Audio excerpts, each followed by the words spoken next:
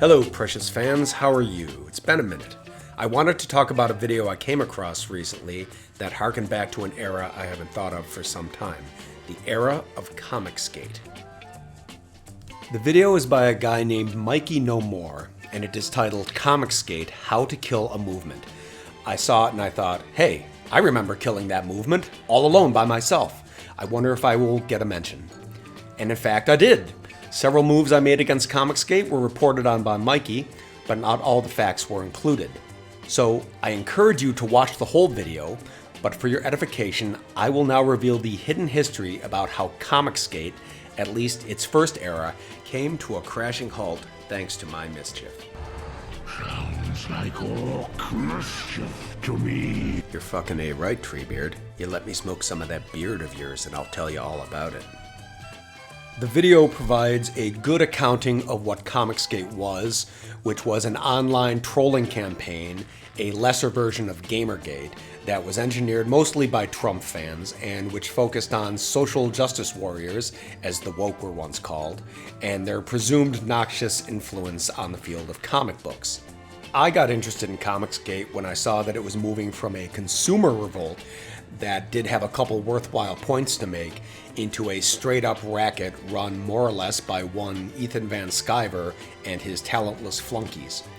But it was when a white supremacist named Vox Day got involved in the movement that I started to take a special interest in destroying Comicsgate. Here is the part of Mikey's video that addresses that moment, and I will need to correct the record a little bit afterwards. It got underway, Vox thought his day had come and threw himself into CG's growing roster. He believed that the conservative cultural tidal wave he had been dreaming of was finally coming in, and planned to surf it into a successful crowdfund campaign for his comic, Alt Hero, drawn by Helix Hayes and written by comic industry legend Chuck Dixon. And he succeeded. For a few weeks until Indiegogo shut his campaign down in October. Now why did they do that? Well, apparently a leftist and dedicated anti-Comicsgater, Jason Youngbluth, successfully cucked Vox Day by convincing Indiegogo that Alt Hero supported hate speech and far-right sentiments. Now, it didn't really. Despite what the title might suggest, Alt Hero 1 and 2 were basically Tom Clancy graphic novels. There's nothing politically alt-right about them. But that didn't spare Teddy from getting his spaghetti spilled all over the floor. Okay, here's the real story behind this incident. Theodore Beale, aka Vox Day, is a white nationalist fantasy author, and I was already up his ass before he became acquainted with Comicsgate.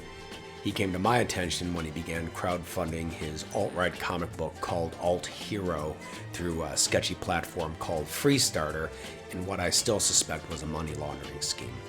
I wrote an article about it, which I'll link in the notes. But this campaign preceded Beale's Indiegogo campaign for Alt Hero Q, which he ran after he began his acquaintance with Comicsgate. Now, I was doing everything that I could before and during Comicsgate to expose Vox Day and wreck his reputation.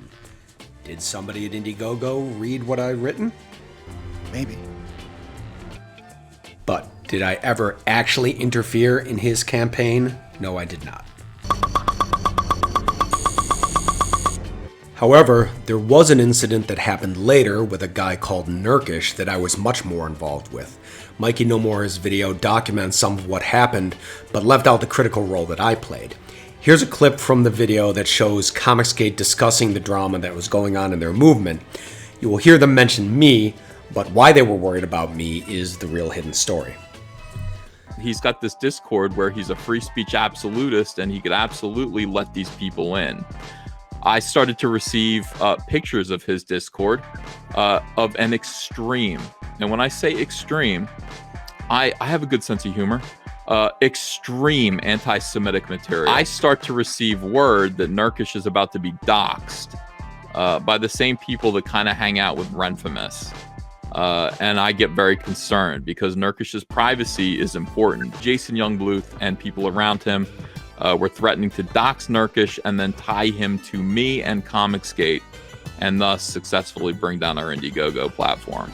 I have known for a long time that the so-called doxing threat had become the official narrative of why Ethan Van Sciver panicked over Nurkish and eventually drove him out of the club. But this obscures the first falling domino that started the chain of events that led to the downfall of Comicsgate 1.0. As you heard from the clip, I was indeed involved, just not in the way it was reported. Here are the facts. For a while after Comicsgate launched, I had been trolling its members on Twitter with an ongoing series of phony news articles that I called Dramagate. I would mock the creators and their projects, and it didn't really get that much traction. But that just got me more interested in seeing what I could do to neutralize Comicsgate. Finally, I found Comicsgate's Achilles heel in the form of a person named Nurkish. At the time, Ethan Van Sciver was pushing a new project that was being created by two other members of his circle, a guy named Cecil and this YouTuber named Nurkish. The project was a comic book called Cash Grab that was going to be funded through Indiegogo, just like Alt Hero Q had been. But while Comicsgate thought Nurkish was just some edgelord, I discovered that he was actually a very vociferous racist. And of course, CG was still dealing with the fallout from their acquaintance with Theodore Beale. So for my penultimate Dramagate post, I put Comicsgate on blast for having hooked up with Nurkish and added a supercut of as many scummy video clips from Nurkish's YouTube channel as I could find to drive the point home. Tootsie Roll face, token shit stains lesbian bean flicker over here. Disgusting breast exam, blubber gut beef cow. I'm just gonna call it now and say this thing is a tranny, okay? After the match, William Rowe, I'm here fighting for women's rights and women's equality and all kinds of stuff. I want to see a retarded guy in a wheelchair Today's top mumbling to story, himself. a black woman. It makes me feel uncomfortable. And then, like a real shithead, I promised to let Indiegogo know all about Nurkish's connections to Cash Grab and to Comicsgate. It was after my Dramagate post dropped that someone in Comicsgate, probably Ethan but maybe his troll army called War Campaign, got scared about the problem Nurkish now represented. That was when his odious Discord was discovered. But what was never true is the claim that I or anyone planned to dox Nurkish.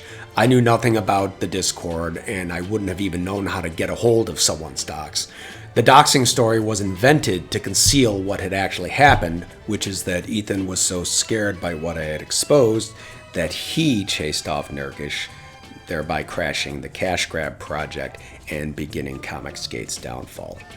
So just like when I embarrassed Scott Adams, this incident was one of my prouder moments online, proof that you can bring down the mighty if you just know where to strike.